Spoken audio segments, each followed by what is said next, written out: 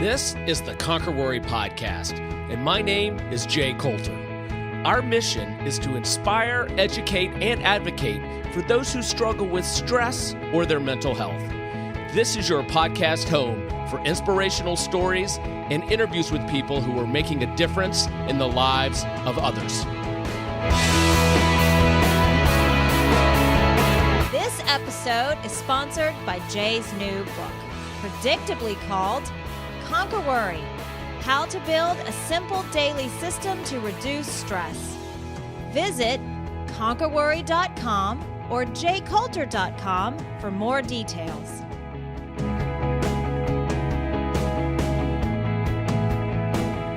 Thanks for downloading this episode of the Conquer Worry podcast. I'm Jay Coulter, and today joining me is Jodi Aman. Jodi has been a psychotherapist since 1994 and is the author of the bestseller, You Won, Anxiety Zero. She's based out of Rochester, New York. And Jodi, thanks for coming on the podcast. Thanks so much for having me, Jay. I love the title of your book, and we'll get into that in a little bit, but we have a puppy in our house who is utterly destroying the house. And I feel like every other day I'm saying, puppy 1, kids 0, as he gets through their toys. All right. So, Jodi, folks come on this podcast because they want to hear inspirational stories of folks who found themselves in a bad place mentally and were able to pull themselves out. So take our listeners to a place where you found yourself in a difficult spot, and then let's dig into how you got yourself out. Well, I think there's so many, little segments of time in my past. Anxiety has been around since I was 5 and really started to fire up in my late 20s. So that's the time I go to, I think, because, when I was younger, I didn't know what it was. I didn't call it anxiety. I didn't know what it was. I thought it was nausea, because I felt nauseous and I hated the feeling. It was the worst feeling in the world. And I was terrified of it. But when I was in my 20s, I think that's when the first time I realized it was this thing we call anxiety, and I just didn't want to, you just don't want to live anymore. It's such an awful feeling. I wanted to hide under my covers. And basically sometimes I did go to work, but when I came home at like 5 o'clock from work, I'd get right in bed. Like I just couldn't handle the world. I couldn't handle life. And I would just like pray to fall asleep so I would not have to feel that way anymore. I was just in a near constant state of panic during that time. It was awful and just was spiraling. I was spiraling down. And I'm a social worker. So I was a counselor and I was working in a psychiatric hospital, like an outpatient clinic. So I'm already doing therapy. I'm young and I am anxious. And so in some of the team meetings I was, listening to case story after case story, and there, people are talking about anxiety and clients who are really hard to treat because they're not getting better. And I'm just listening, and it's happened for like weeks at a time. And I was just like, I'm worse than all these people. Like I felt like I was worse. My anxiety was worse than all these people. It was just a horrible feeling. And, just terrifying. You feel so alone in it. You feel like nobody gets it. You feel like you're the only one in the world who feels that way. And, I was like literally safe. I'm just sitting in this conference room, but I felt like I was, in such incredible danger and terror that one day I left the meeting because I was so panicked. And when I was outside, I was like, I can't do this any longer. I can't live like this any longer. And I think it was that day I like committed myself to figuring it out. Like I'm like, I can't, either I'm going to end this or I got to figure this out. I have to decide how to feel better. And I committed to it, figured it out. Hey, Jodi, do you think you were drawn to that field subconsciously, or did you make a conscious decision to head in that field given the struggles you'd had? I think yes. I think helping other people. I think a lot of times that wounded healer, archetyped. I mean, there was a lot of chaos in my house growing up. I had a lot of anxiety when I was young. There's generations of anxiety and depression in my family.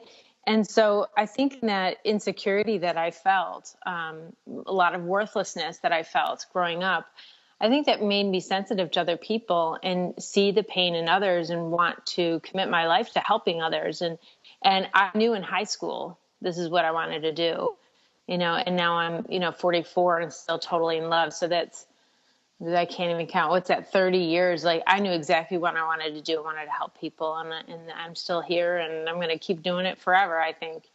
All right, well, let's go back to your mid-20s. You're struggling. You're coming out of that conference room, and you're thinking, I have more problems than these people I'm trying to help. You're in a bad spot. Tell us, how'd you get out of it? Well, I read everything I could. I read everything I could, and I tried everything. I tried everything. They helped. I did mindfulness. I mean, everyone does that. I did mindfulness. I tried Ayurveda, and I tried different alternative practices. I started doing yoga, and they all kind of helped calm me. At that physiological level, they really helped that nervous system begin to calm down, and they helped overall.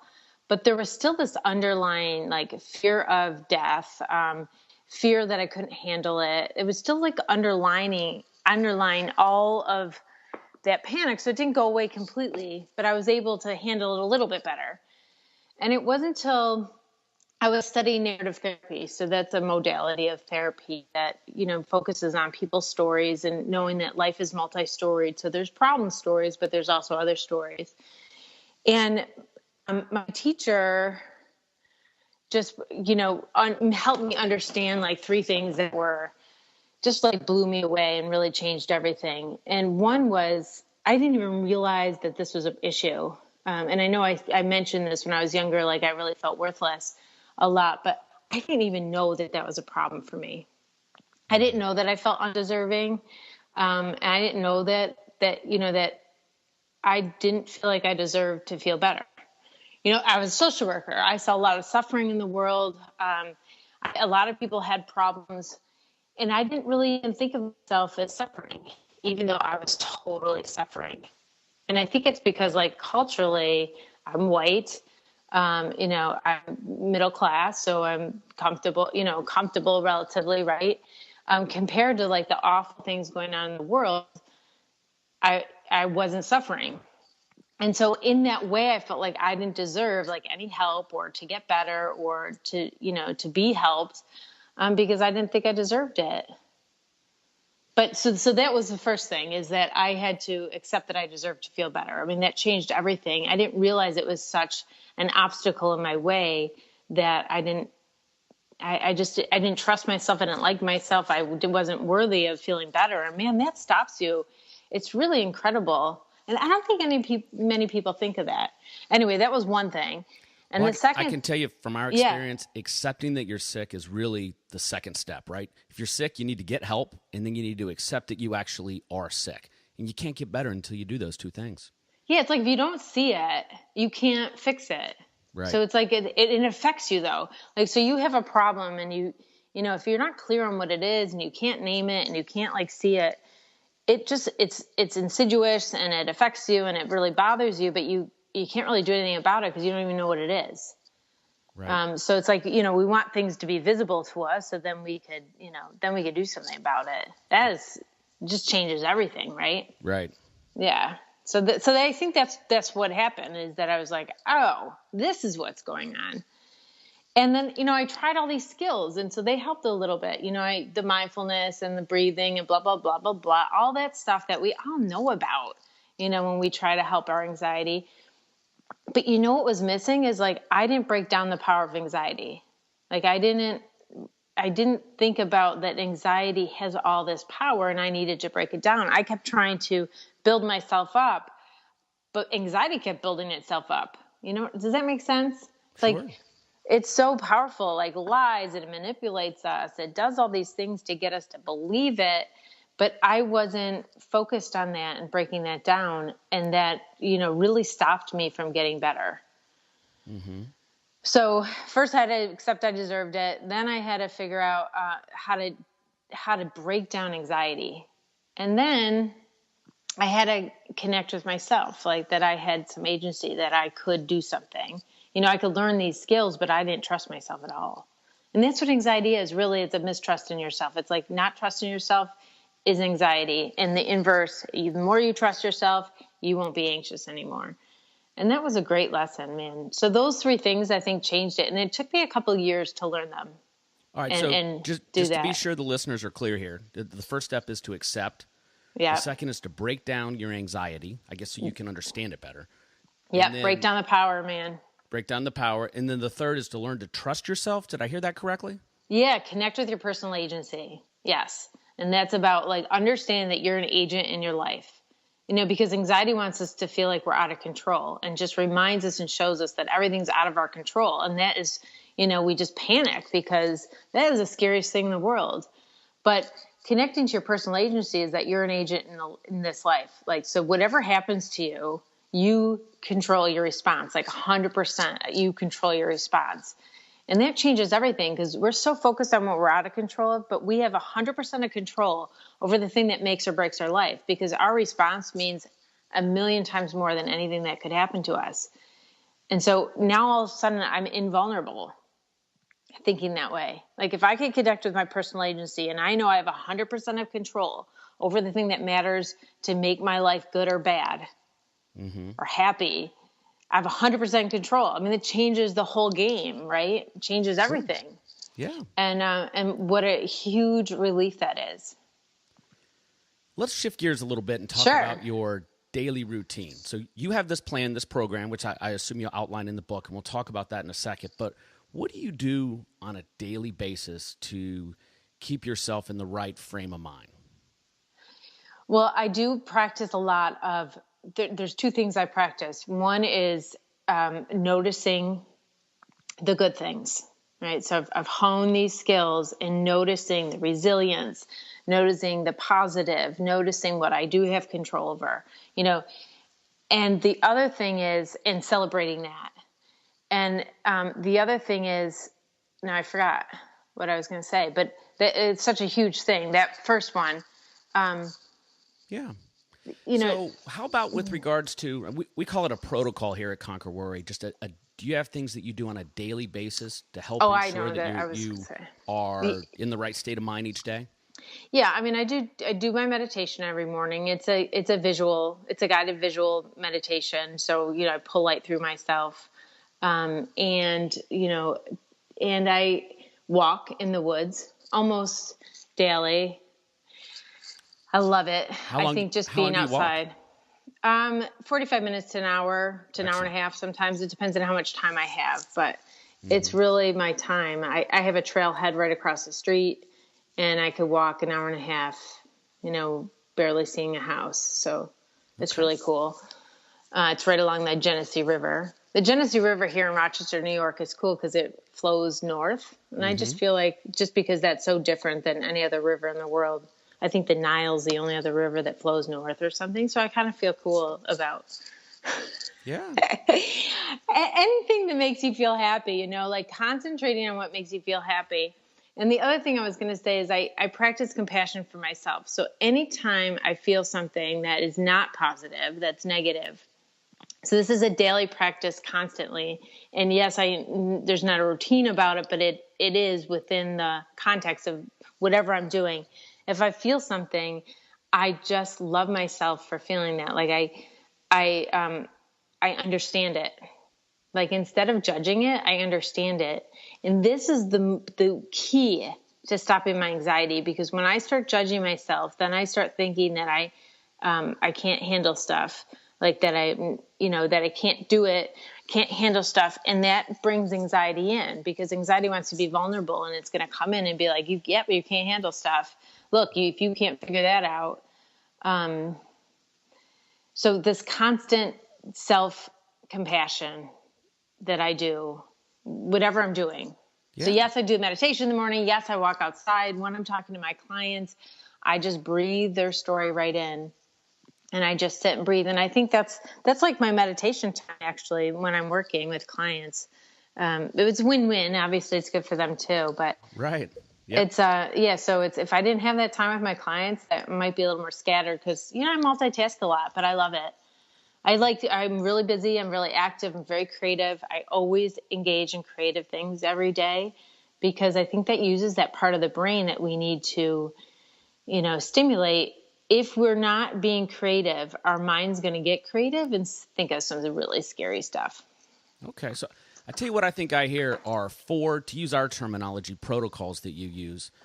The first 2 being the walking or exercise and guided meditation. And I can tell you, Jodi, hands down, those are the 2 most popular of all the guests who have either come on Conquer Worry and blogged about their story or the podcast and told their story.